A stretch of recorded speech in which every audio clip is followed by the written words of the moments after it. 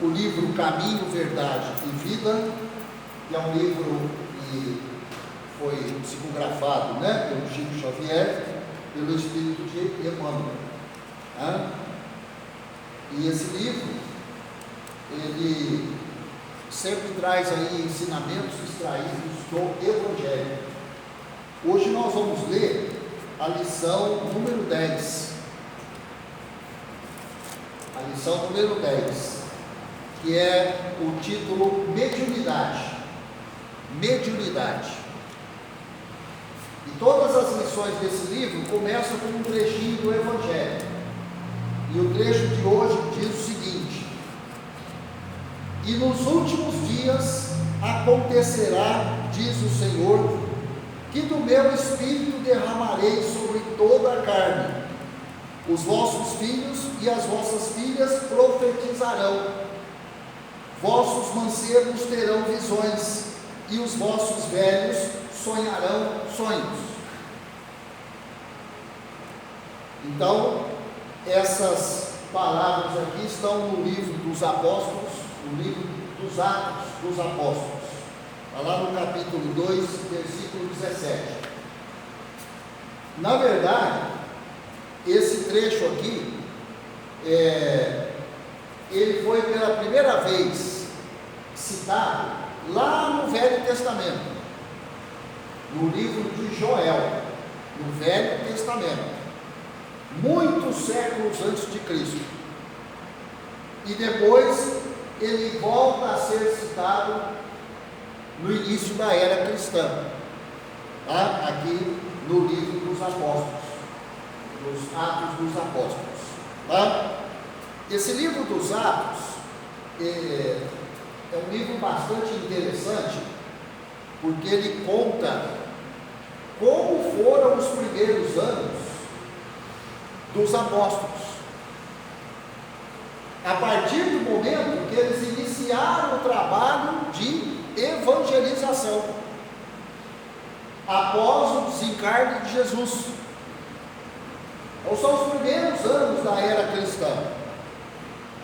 Então, se você um dia pegar esse livro aqui para ler, dos Atos dos Apóstolos, você vai conhecer um pouco mais sobre como foram esses primeiros anos de pregação de Mateus, de João, de Paulo, de Tiago, de Lucas, de todos os apóstolos.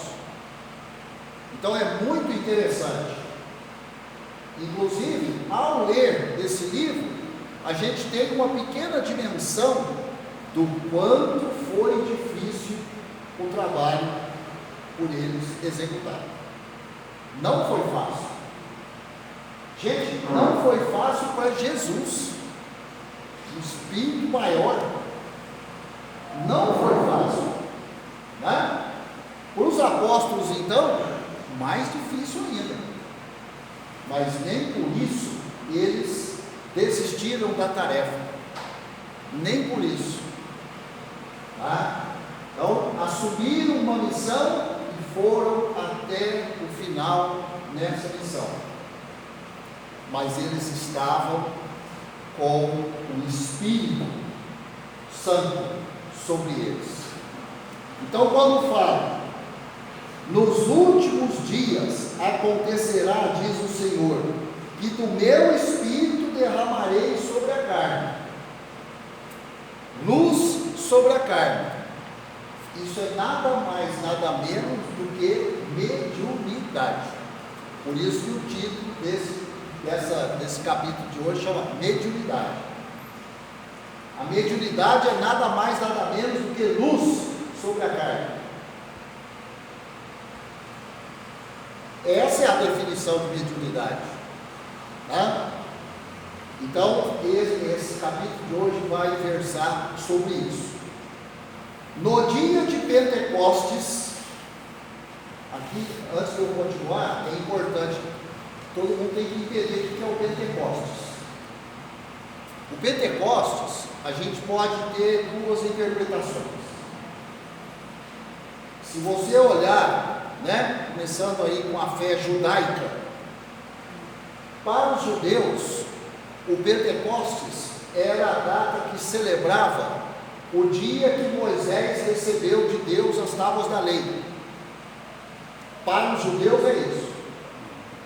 E eles atravessaram séculos celebrando isso e fazem isso até hoje. Então, para os judeus, o Pentecostes é o momento que Moisés recebe as tábuas da lei. Após a era cristã, o início da era cristã, aí os cristãos, os seguidores de Cristo, passam a interpretar o Pentecostes como o dia que o Espírito Santo se fez sobre os discípulos, que é comemorado, que é celebrado 50 dias após a Páscoa. Então tem lá o dia de Páscoa, 50 dias depois, na verdade são 7 semanas, o que daria 49 dias. Então, como é celebrado no dia seguinte? 50 dias. Isso é o Pentecostes. Então tem uma pequena diferença entre o que os judeus interpretam, com todo o respeito à cultura deles e à crença deles, e aquilo que os cristãos interpretam. O que nós vamos estudar aqui é a interpretação aos olhos do cristianismo, não do judaísmo, cristianismo. Somos cristãos, tá? Então, no dia de Pentecostes, Jerusalém estava repleta de forasteiros. Jerusalém, lá onde hoje, lá a cidade de Jerusalém, Israel, tá? Cidade santa, considerada cidade santa para os judeus, para os cristãos, para os muçulmanos. Jerusalém tem um caráter todo diferente. Eu falo que é uma cidade diferente de todas as outras cidades do mundo. As 3 maiores religiões monoteístas da terra, que acreditam em um Deus, consideram Jerusalém cidade sagrada. Então, isso aí não é um status para qualquer cidade. Não é. Não tem jeito de comparar Jerusalém com nada mais no mundo. É uma cidade diferente. Tá? Então, lá em Jerusalém estava cheio de forasteiro. Nesse dia de Pentecostes, 50 dias depois da Páscoa. Filhos da Mesopotâmia. Só para a gente se situar, Mesopotâmia é onde hoje é o Iraque. Antigamente ali era a região da Mesopotâmia. Da Frígia. A Frígia é uma região que hoje estaria dentro da Turquia. Um pedacinho lá dentro da Turquia, onde hoje é a Turquia. Então tinha gente da Mesopotâmia, tinha gente da Frígia, tinha gente da Líbia. A Líbia é lá no norte da África. Boa parte da Líbia é o deserto do Saara, né? Do Egito, está lá no norte da África também. Cretenses, quer dizer, o pessoal lá, os gregos da ilha de Creta. Árabes, partos. Os partos viviam no Império Parto. O Império Parto era uma parte do Império Persa. E o Império Persa hoje, para a gente comparar assim, seria um pedaço do Irã. Era bem maior que o Irã, mas vamos entender, só para a gente se situar, uma parte do Irã. Em outras palavras, tinha os romanos também. Em outras palavras, lá em Jerusalém tinha gente do mundo inteiro. O mundo conhecido naquela época. E é interessante, né? Hoje, passar 2000 anos, Jerusalém tem o mesmo status. Eu nunca fui a Jerusalém, mas eu conheço muita gente que foi. Você vai, é um lugar que você encontra gente do mundo inteiro. Sem distinção, do mundo inteiro. Tá? Então não mudou. Então está esse povo tudo lá em Jerusalém. Se aglomeravam na praça extensa, quando os discípulos humildes do Nazareno anunciaram a boa nova, atendendo a cada grupo da multidão em seu idioma particular.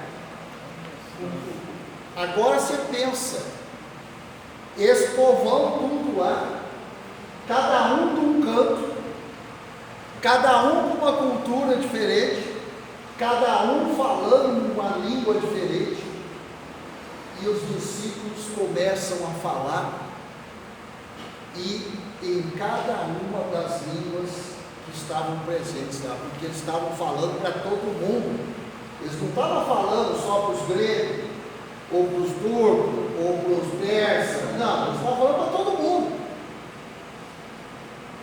Mas os discípulos eram humildes.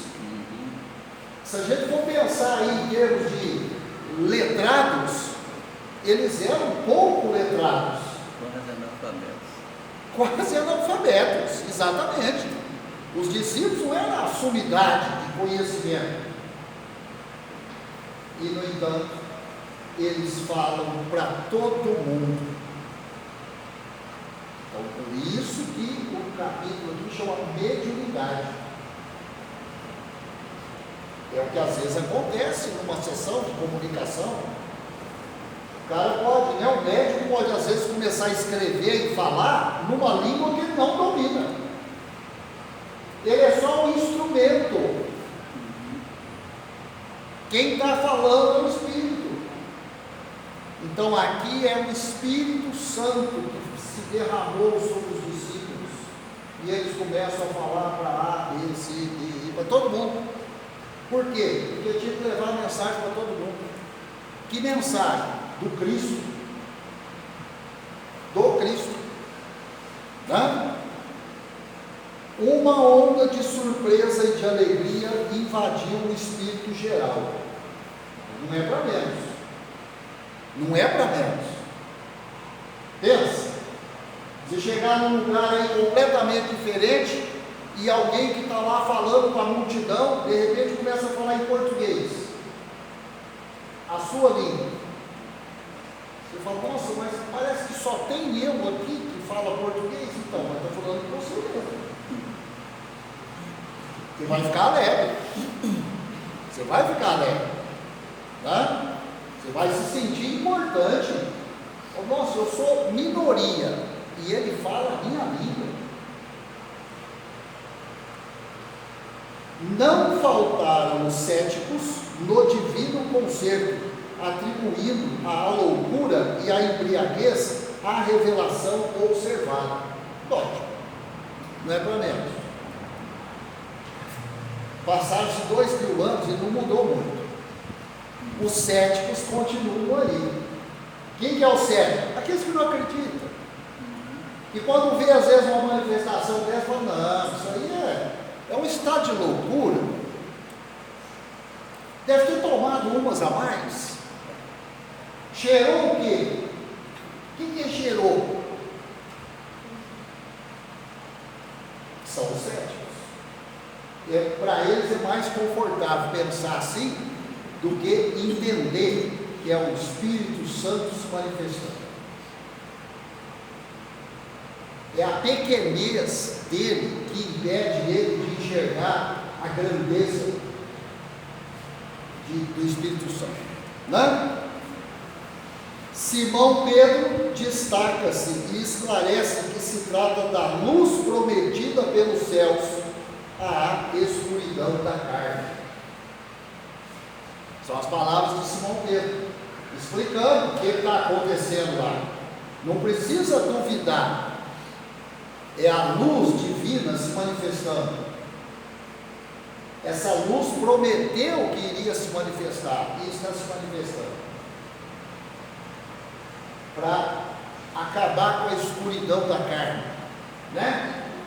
Por plano material. Desde esse dia, as claridades do Pentecostes jorraram sobre o mundo incessantemente. Até aí, os discípulos eram frágeis e indecisos, mas dessa hora em diante quebraram as influências do meio, curaram doentes, levantaram o espírito dos infortunados, falam aos reis da terra em nome do Senhor.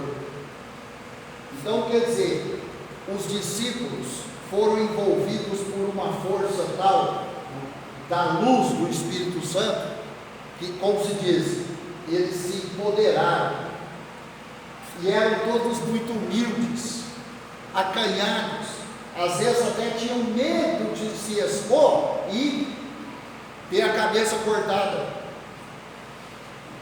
às vezes viviam escondidos. A partir dessa manifestação aqui, aí eles se encheram de vontade, de confiança. Por quê?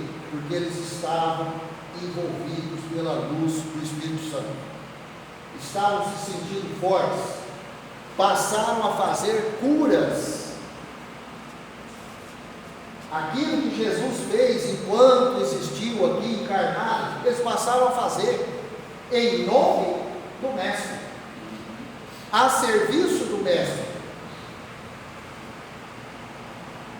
E aí ninguém mais os parou, e eles seguiram adiante com a tarefa deles até o final da missão, né?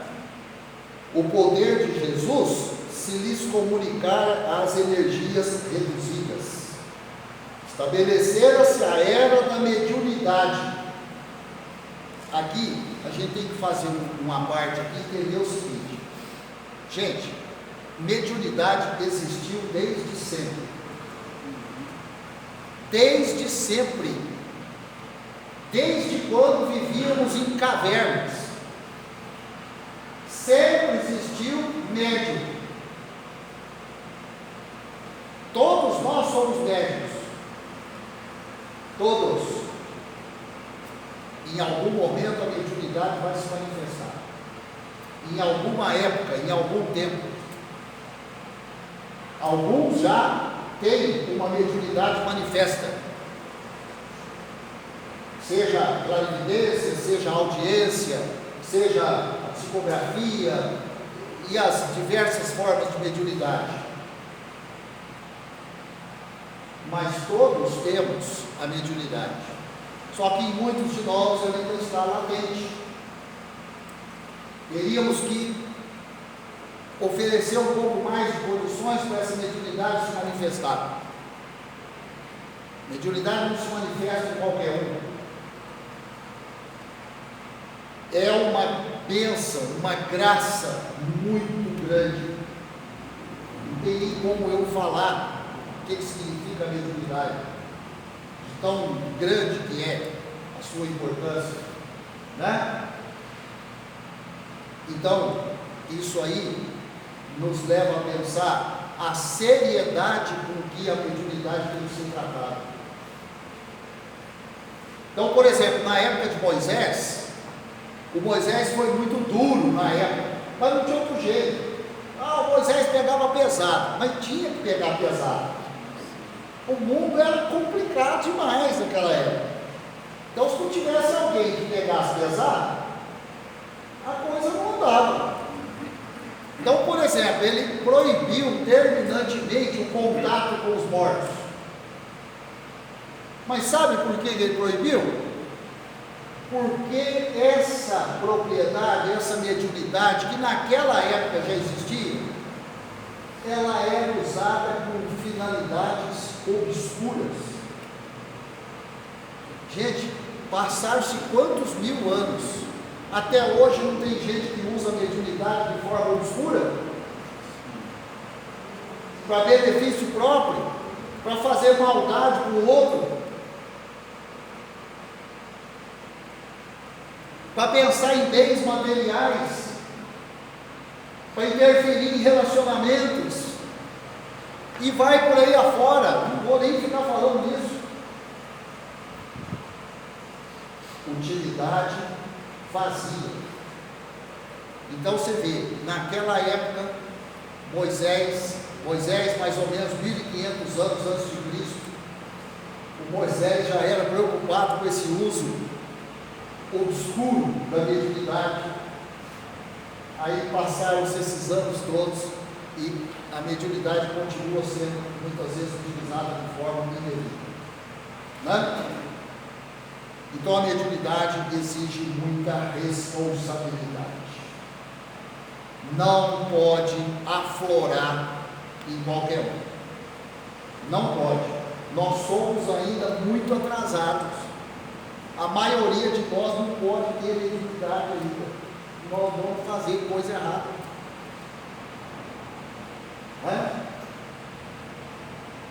Tem gente que às vezes tem determinados sonhos, são manifestações mediúnicas, e a primeira coisa que faz na hora que acorda, sai ligando o planeta inteiro, contando o sonho. Aí cada um que ouve interpreta do seu jeito. Não, esse sonho aí que você sonhou quer dizer isso. Mas quem quer você para falar isso? Aí o outro fala outra coisa, o outro fala outra. Quer dizer, é a banalização total. Então você tem um contato com um espírito maior, e aí no dia seguinte você banaliza esse contato. Vai para a rede social, é aquela baixaria toda. E a responsabilidade fica onde? Aí um dado dia, nunca mais tive aqueles sonhos. Então, por que você acha? Por que você acha que você nunca mais teve? Porque você não está em condições de ter esses sonhos. Quando você teve, olha o que você fez. O outro às vezes resolve ganhar dinheiro com a mediunidade. Não vai dar certo isso. Não vai dar certo. Tem tudo para dar errado e dar errado. Contra o seu influxo, trabalham até hoje os prejuízos morais que avassalam os caminhos do homem. Mas é sobre a mediunidade gloriosa, luz dos céus oferecida às criaturas no Pentecostes, que se edificam as construções espirituais de todas as comunidades sinceras da doutrina de Cristo. Em outras palavras, sempre existiu os contrários. Nessa época aqui do Pentecostes, do início da era cristã, na época lá do Pentecostes do Moisés, 1500 anos antes de Cristo, até hoje existem os céticos, os que preferem ridicularizar, diminuir, fazer chacota. Você acredita nisso? Por que você acredita nisso? Isso é uma bobagem? Muito bem. E é ainda ela que, dilatada dos apóstolos ao círculo de todos os homens, dilatada dos apóstolos ao círculo de todos os homens. Então, se a hora que eu falei que todo mundo tem mediunidade, você não entendeu ou não concordou, então agora você concorda. Eu acabei de ler aqui, círculo de todos os homens. A mediunidade está em todos. Agora, a manifestação aí é uma outra história. Ressurge no espiritismo cristão como a alma imortal do cristianismo redimido. Então é isso. O Kardec, na época dele, lá nos anos 1800 e pouco, enfrentou muita resistência. Não faltou quem queria a cabeça do Kardec, e na época era comum ir para a guilhotina. Kardec escapou, mas quantos não quiseram? Não, esse cara é um maluco, corta a cabeça dele. Até hoje, o espiritismo enfrenta inimigos. Não temos que bater de frente com nenhum deles, viu gente? Não temos. Investe as suas energias naquilo que você acredita. Ora pelos inimigos. Que aliás, o mestre pediu para a gente fazer isso. Então, se você se sente bem seguindo o mestre, então ora por aqueles que às vezes te ridicularizam. Você vai lá no centro, vai lá conversar com os espíritos. Tem ninguém aqui conversando com os espíritos.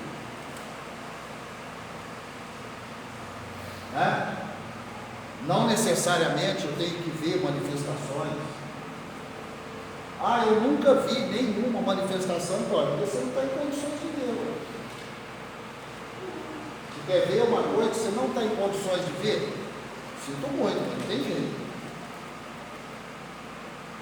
Faz por onde merecer e ter condições de ver alguma coisa.